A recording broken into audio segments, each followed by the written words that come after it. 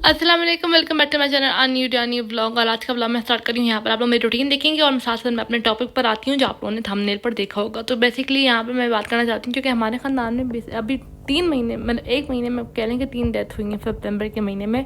एक मेरी अम्मी के चाचू की, एक मेरे खालू की और एक मेरे कज़न की। और मतलब जो मेरा फर्स्ट कज़न है चचा का बेटा उसकी। और यहाँ पे मैं आपको बेसिकली इतना कहना चाहती हूँ कि हर जगह जाने के एटिकेट्स होते हैं और जनाजे के भी कुछ एटिकेट्स होते हैं और वहाँ के लोगों के भी कुछ एटिकेट्स होते हैं जब आप उनके घर पर जाते हो, जब आपका किसी का जनाजा होता है वहाँ पे ना। मैंने ये चीज़ नोट की है। यहाँ पे क्या होता है कि आप सबसे बेसिक क्या चीज़ होती है कि आप अगर कहीं नज़दीक से जा रहे हो तो आप खाना वगैरह खा कर जाओ। यार ये कोई तरीका नहीं होता कि आप खाने के टाइम वहाँ उठकर चले जाओ। दूसरा ये कि ये तो बेसिक बात है। और दूसरा ये कि जब भी जनाजा जो है ना, जनाजा आपका जो जिस इंसान का जिसने लाइक जो भी इंसान जो ज़्यादा क्लोज वन है, उसकी बहनें, उसकी बीवी, उसका बेटा या जो भी है, उन्हें ज़्यादा टाइम दें कि वो उस जनाजे के पास बैठ सकें।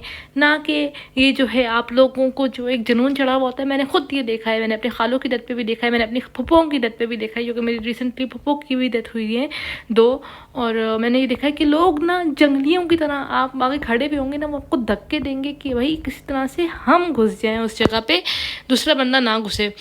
यार इस तरह ना किया करें, ये कोई तरीका नहीं मैं होता। बता देती हूँ, मैं अपने खालू की डेथ पे उनके जनाजे के पास खड़ी हुई थी और औरतें जो थी वो मुझे इस तरह से पुश कर रही थी कि अगर मेरी कज़न मेरे आगे, उनकी बेटी उनके आगे, मेरे आगे ना बैठी हुई होती तो मैं जो है वो जनाजे के ऊपर जाके गिर जाती है। इस तरह करके मतलब ये लोग हरकतें करते हैं कि आपको इतनी घटिया तरीके से पुश करते हैं कि आप जो हैं वो आपको खींचने लग जाएंगे कि हमें दिखाओ हमें दिखाओ।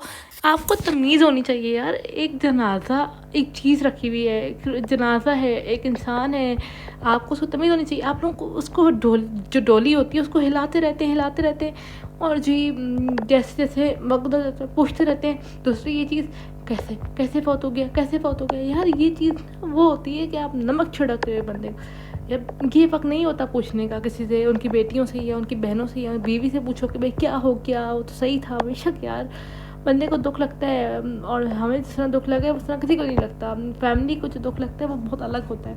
तो यार बात मेरी सिर्फ इतनी सी है कि ये चीज़ ना पूछा करेंगे। आपको वही बात है, सबसे छोटी वाली जो आपकी उंगली होती है ना, उस पर चोट लग जाए और फिर आप जो है बार बार, चूँकि ज़ाहिर है उस पर इतना तो नहीं लोग बार बार, आप जब पैर में जूता डालोगे तो फिर आपको दर्द होगा, या कहीं पे भी आपका पैर लगेगा चाहे वो टेबल हो या कुछ भी, तो आपको दर्द तो होगा। तो ये बिल्कुल वैसे ही होता है जैसे बार बार लोग आपसे पूछते हैं कि अरे ये कैसे फौत हो गया, ये कैसे, इसको क्या हो गया, ये जो फौत हो गया ये बंदा कैसे फौत हो गया, क्यों फौत हो गया, ये तो बिल्कुल ठीक था। ये चीज़ ना पूछा करें, एटलीस्ट उस टाइम तक ना पूछा करें उस फैमिली वाले मेम्बर से कि ये। और दूसरी बात ये कि जैसे जनाजा हो रहा होता है तो प्लीज़ खुदा का वास्ते तस्वीरें ना बनाया करें। ये तो वैसे भी गुनाह है कि हम तस्वीरें बनाते हैं, तस्वीरें ना बनाया करें। और लिटरली मैंने इतने लोगों को देखा है ना, कुछ पढ़ेंगे नहीं, बजूल बकवास करते रहेंगे कि ये बंदा अच्छा था बुरा था। जो भी था वो अपना माल लेके चला गया है, लेकिन आपको पीछे से क्या करना है, आपको उसके लिए कुछ पढ़ें। आप कुछ पढ़ सकते हैं तो एटलीस्ट उसके लिए कुछ पढ़ के उसको फूकें ताकि आपका जो है ना वो आपको उसको बेनिफिट हो सके आपके वहाँ बैठने का।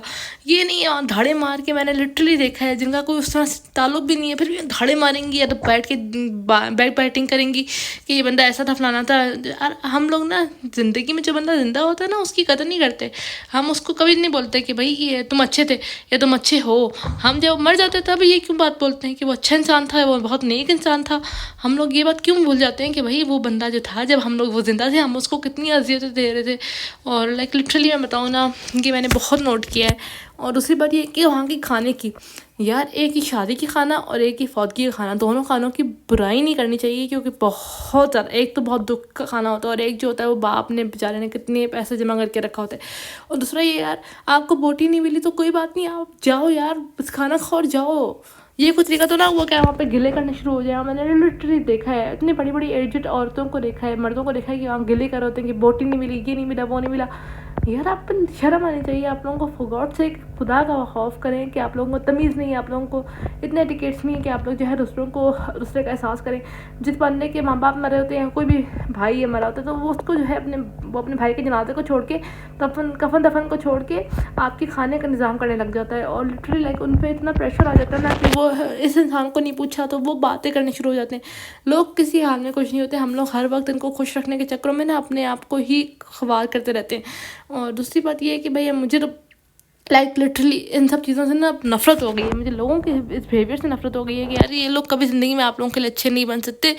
तो प्लीज़ ये थोड़े से एटिकेट्स हैं, आप लोग प्लीज़ इनको फॉलो किया करें और सबको चाहिए कि ये फॉलो करें। खैर मेरा यही तक था आज का व्लॉग, उम्मीद करती हूँ आपको ये व्लॉग अच्छा लगा होगा। अगर अच्छा लगा होगा please like share and subscribe to my channel. See you next.